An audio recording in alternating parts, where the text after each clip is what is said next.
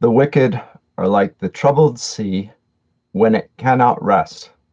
This is uh, these are the words of Isaiah 57:20, the words that suggest that the macrocosmic disorder uh, that ensues as a result of a consequence of man's first disobedience, that this becomes a sort of a subjective metaphor for the human experience in general. It's a theme that's much played upon in Scripture.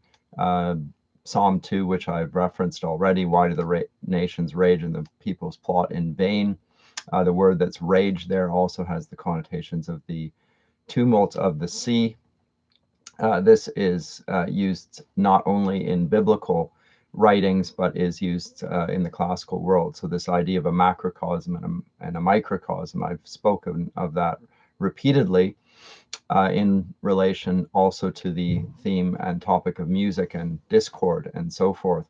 But those are the words that Milton is echoing when he, in book 10, line 718, in the words of Adam, or actually in his own description here of the consequences of the fall, describes how the low sun to recompense his distance in their sight had rounded still the horizon and not known or east or west, which had forbid the snow, and in a troubled sea of passion tossed, thus to disburden sought with sad complaint. And then Adam speaks.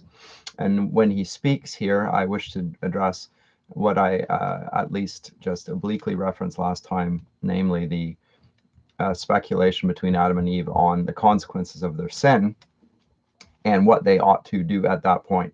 Because as I alluded to, they will variously continue their conflict with one another, then resolve it, then consider what they ought to do. And Eve will propose suicide, Adam will propose something other.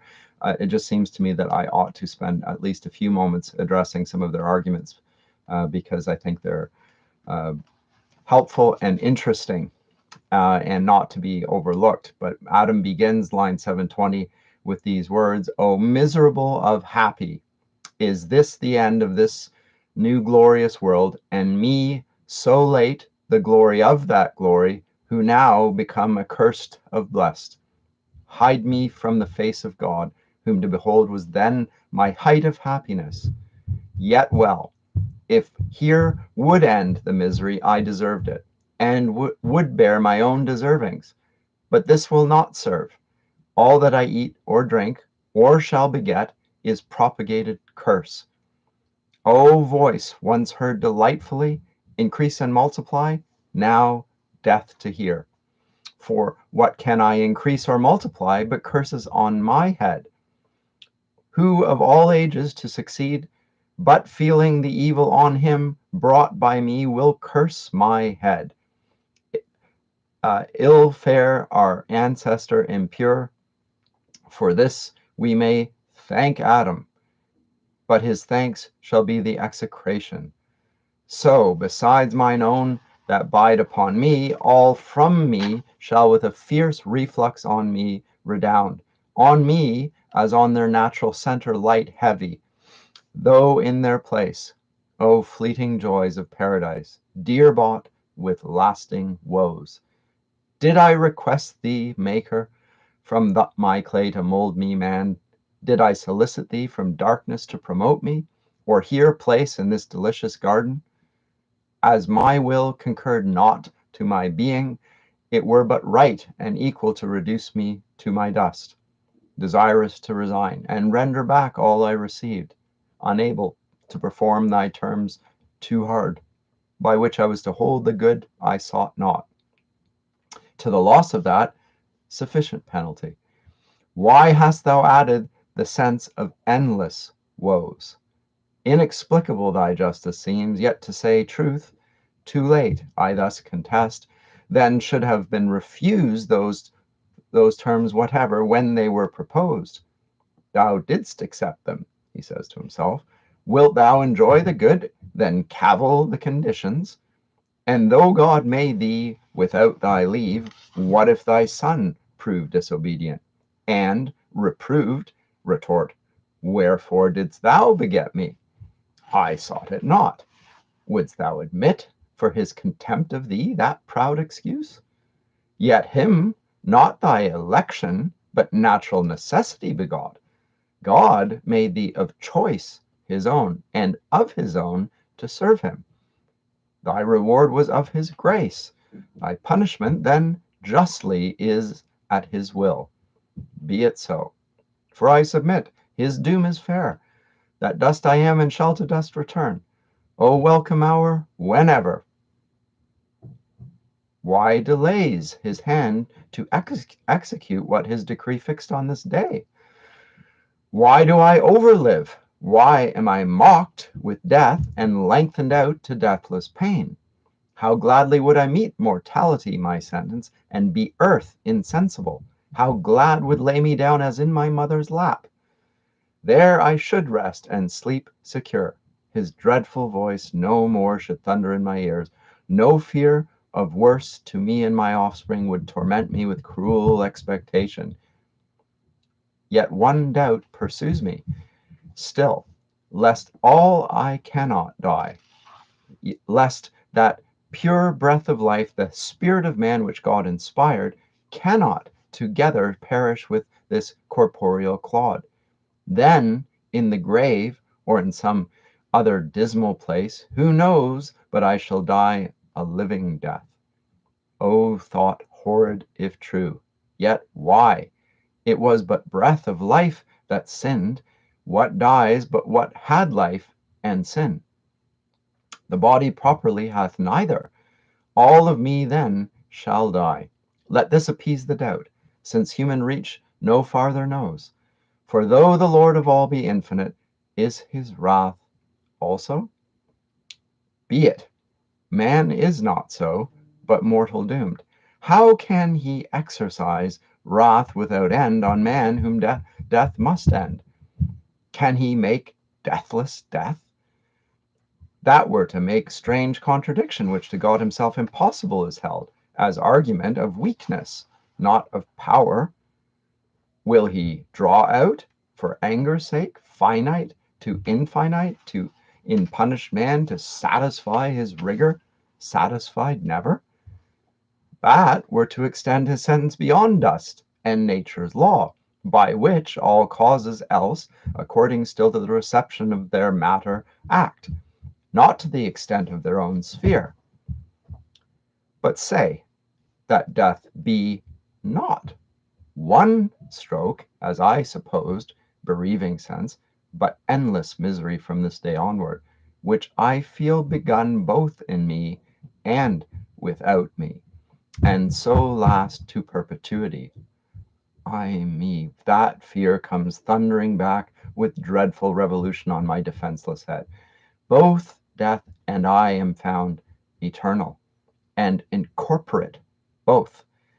Nor I on my part single, in me all posterity stands cursed. Fair patrimony that I must leave ye, sons. Oh, were I able to waste it all myself and leave ye none. So disinherited, how would ye bless me now your curse? Ay, why should all mankind for one man's fault thus guiltless be condemned? If guiltless, but from me what can proceed, but all corrupt, both mind and will depraved, not to do only, but to will the same with me? How can they then acquitted stand in sight of God? Him, after all disputes, forced I absolve. All my evasions vain and reasonings, though through mazes, lead me still but to my own conviction. First and last on me only, as the source and spring of all corruption. All the blame lights do, so might the wrath. Fond wish, couldst thou support that burden heavier than the earth to bear? Than all the world much heavier, though divided with that bad woman? Thus what thou desirest and what thou fearest, alike destroys all hope of refuge and concludes thee miserable beyond all past example and future. To Satan only like, both crime and doom. O conscience, into what abyss of fears and horrors hast thou driven me, out of which I find no way, from deep to deeper plunge. Thus Adam to himself lamented loud through the still night, not now, as ere man fell, wholesome and cool and mild, but with black air accompanied, with damps and dreadful gloom, which to his evil conscience represented all things with double terror. On the ground outstretched he lay, on the cold ground, and oft cursed his creation, death as oft accused of tardy execution, since denounced the day of his offence. Why comes not death, said he, with one thrice acceptable stroke to end me? Shall truth fail to keep her word, justice divine not hasten to be just? But death comes not at call, justice divine mends not her slowest pace for prayers or cries. O woods, O fountains, hillocks, dales, and bowers, with other echo late I taught your shades to answer and resound far other song, whom thus afflicted, when sad Eve beheld desolate where she sat. I'll pick that up in a minute, but this whole extended speech here is dealing with the very subject matter with which we began Milton's epic, namely to justify the ways of God to man. Because who has not had to deal with either the thought himself or with the objection made by others that the idea of original sin seems unjust? After all, it is Adam and Eve who committed the sin of disobedience. Why then should this be passed on to posterity? And of course, this is actually implicitly, or actually even explicitly, addressed here in Adam's reply. That although he did commit the original sin, and Eve, who brought him to that state, they are also not only do sin, that is, all mankind after Adam and Eve, but they will the same. They will to sin. And so, irrespective of whether we want to pour our abuse and blame upon poor Adam, we are guilty of doing precisely the same thing, not only in our actions, but also in our choices. And so find ourselves in condemning Adam, self-condemned. But Adam raises these questions here, and in so doing is justifying the justice of God, which, as we said at the outset, was the whole aim of Paradise Lost in terms of its subject matter. But he has seen, as I said at the outset, the macrocosmic disorder that is a consequences of mankind's sin, so the paradise that lies within them, within the state of paradise, that corruption has not only corrupted Adam and Eve now and their bodies, which are also disordered against themselves, such that their passions rise up and overthrow their will and reasoning. Their reasoning is no longer as integrous as it used to be. This is one of the things that I want to note about Adam's speeches that come hereafter, is that we are not to regard them as the height of sense. There is logic to Adam's speeches, but in the end, there's also perversions of logic. He doesn't immediately come to the correct conclusions, but he's having an internal dialogue here within himself about possibilities that begin with accusations against God, and in the end, leave him to quit his objections. And this is at the point when he comes to a sort of penitence, or at least a quitting of his arguments. He says that were to make strange contradiction, which to God himself impossible, is held as argument. He goes on, and in the end, 8:28, him after all disputes forced I absolve. He can't argue anymore against the justice that has been done towards him, and wishes that he might conclude it by simply carrying it himself, but recognizes that he can't do that, because it's not only a mortal death that he will suffer, but a spiritual death, as a consequence of this. And this is a sterner concern for him. So for all of the materialists of our day that think human life ends with death, physical death, Adam's rejoinder to that is this is absurd, because the sin itself was not a material transgression, but a spiritual one, and therefore will include the whole of the human person, which everyone rational recognizes includes far more than the material body, but also the will and the reasoning.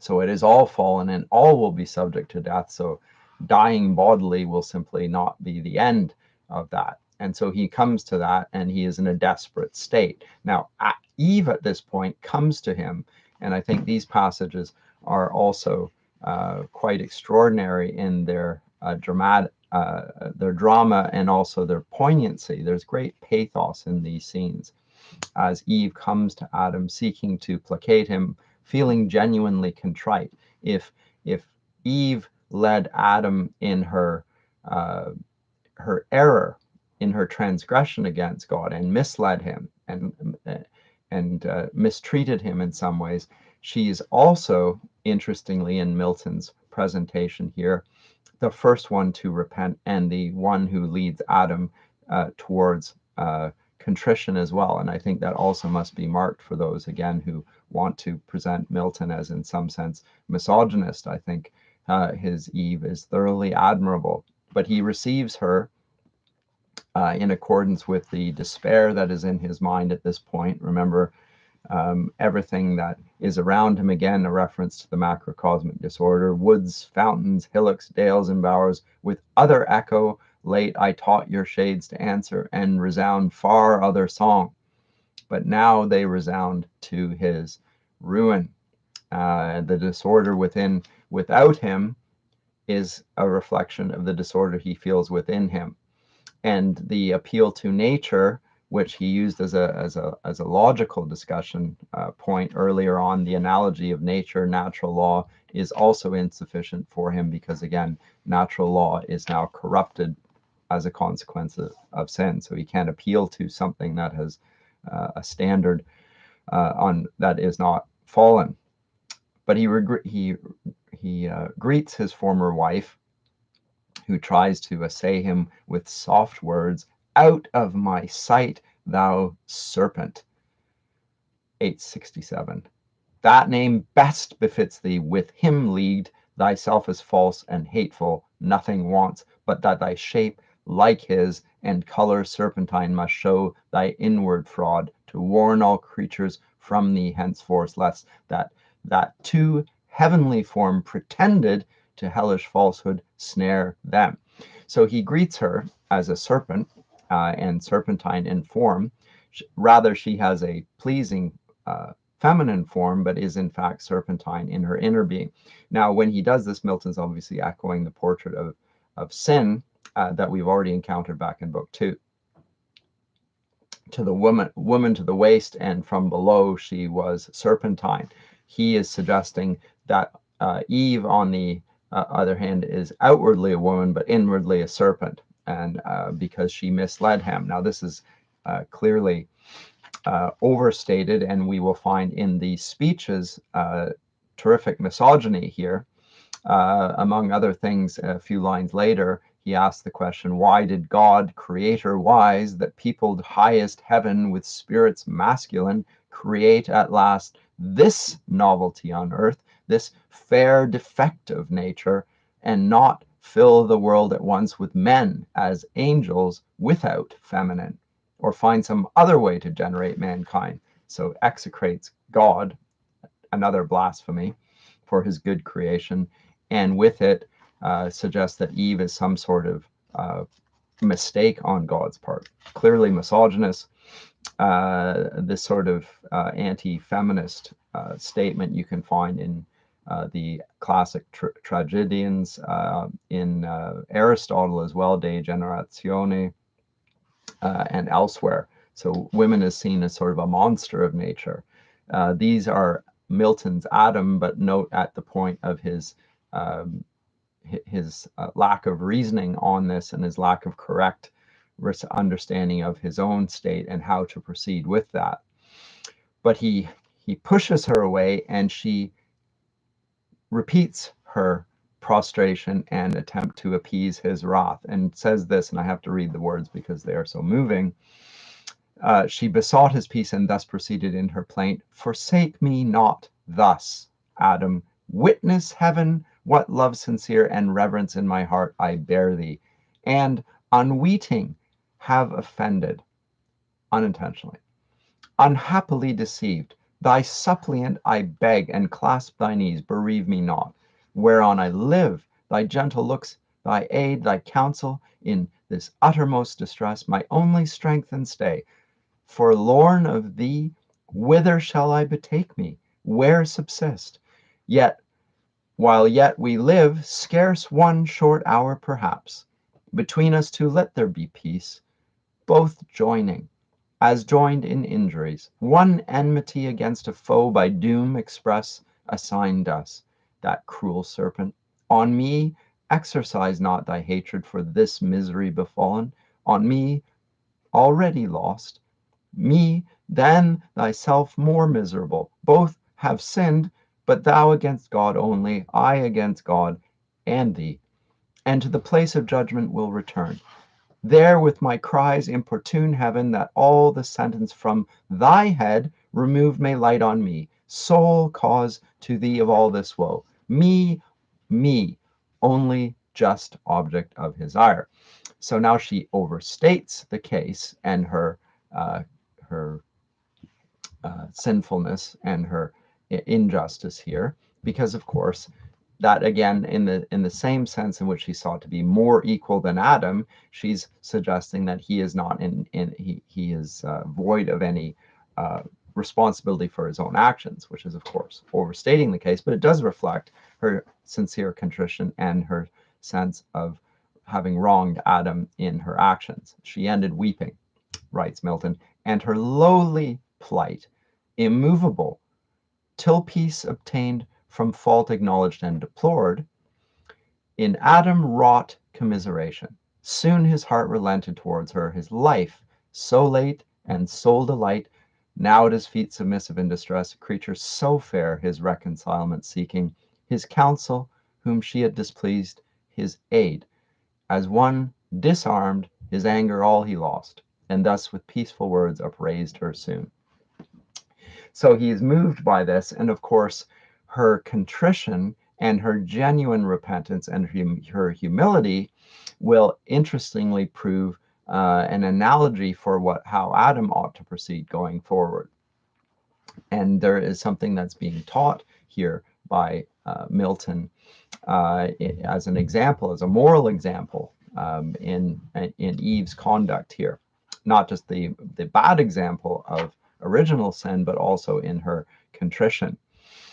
That having been taught, he reconciles with her, and she then proposes what to do. And this is rather interesting because she suggests that in order to avoid some of the consequences of their terrible actions, namely the passing on of original sin and thus with sin death to the whole race of mankind, that they find a way of defeating this cause, and doing so by taking life from themselves.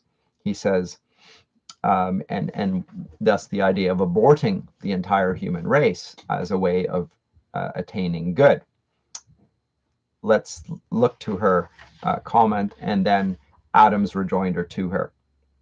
She says, if care, line 979, if care of our own descent perplex us most, which must be borne to certain woe, devoured by death at last, and miserable it is to be to others cause of misery, our own begotten, and our own loins to bring into this cursed world a woeful race, that after wretched life must be at last food for so foul a monster, in thy power it lies, yet ere conception, to prevent the race unblessed, to being yet unbegot. Childless thou art, childless remain. So death shall be deceived his glut, and with us two be forced to satisfy his ravenous maw. But if thou judge it hard and difficult, conversing, looking, loving, to abstain from love's due rites, nuptial embraces sweet, and with desire to languish without hope, before the present object languishing with like desire, which would be misery and torment less than none of what we dread, then both ourselves and seed at once to free from what we fear for both, let us make short, let us seek death, or he not found, supply with our own hands his office on ourselves.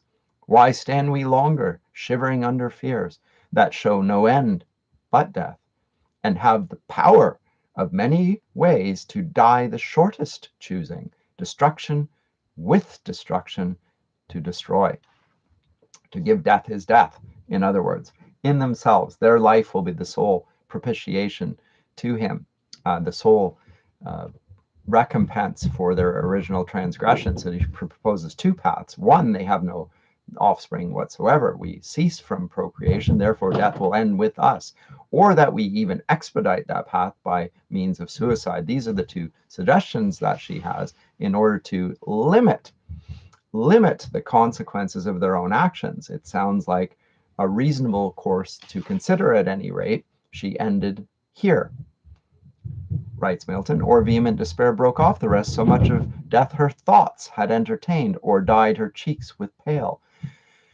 But Adam, with such counsel nothing swayed, to better hopes his more attentive mind laboring had raised, and thus to Eve replied.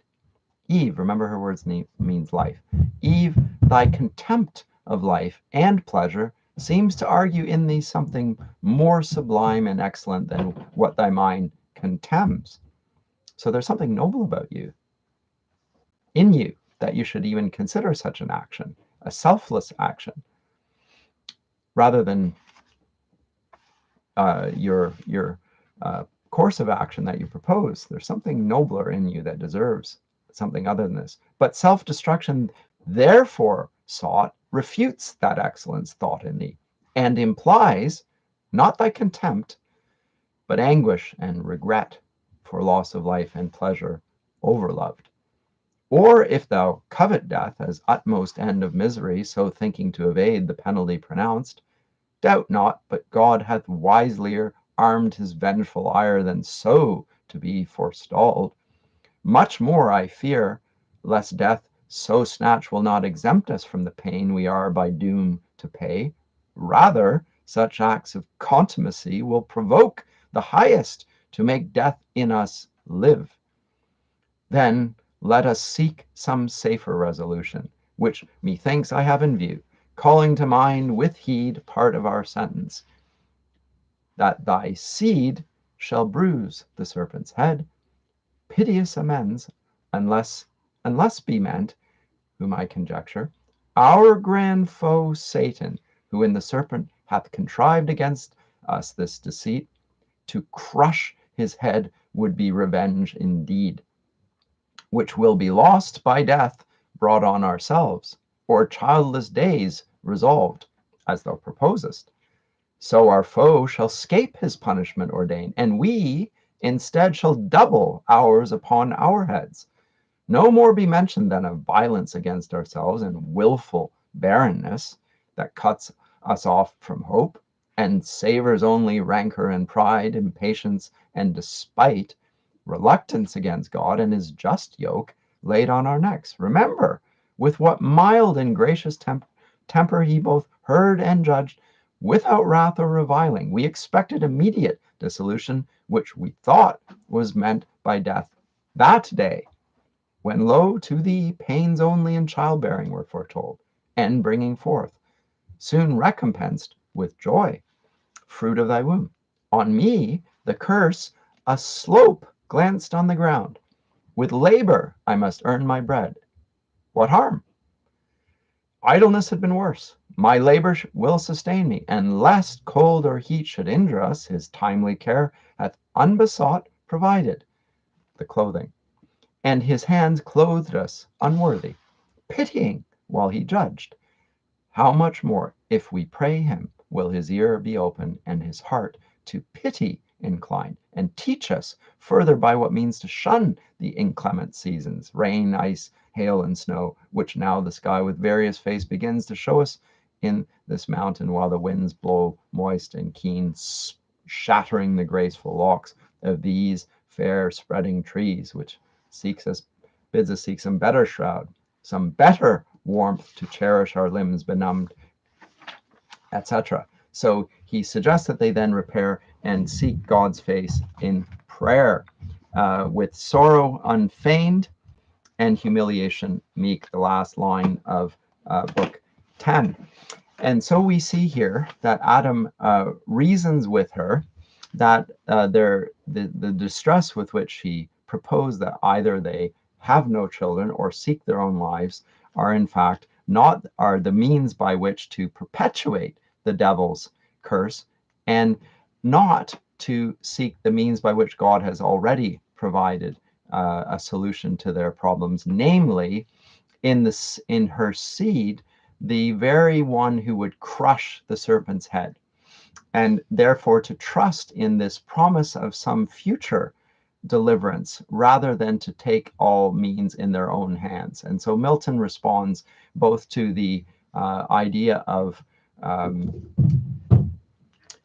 this terrible sense of human guilt for sin, which we can see in the environmental movement in our day, and their idea of not spreading carbon footprints by having children, so not procreating, as out of a sense of guilt, as an act of despair, and one that denies that the Redeemer is the very means by which we will be delivered from the sin which we rightly acknowledge. And on the other hand, the path of suicide, which would certainly be an act that acknowledges the injustice done towards God, but it would once again put the actions, or put the venue of action in our place, rather than recognizing that God is our deliverer and the means by which we sinful human beings, sinful not only in our actions but also in our thoughts and in our wills, corrupted, he is the means that by which we can be resolved from this problem. And to seek for other than that is simply to reject his revelation and his promise that he would in fact provide that very seed who would deliver us and crush the serpent's head. And with those words, he concludes Book 10. And with those words, I will conclude my discussion of Book 10 and look at 11 next time.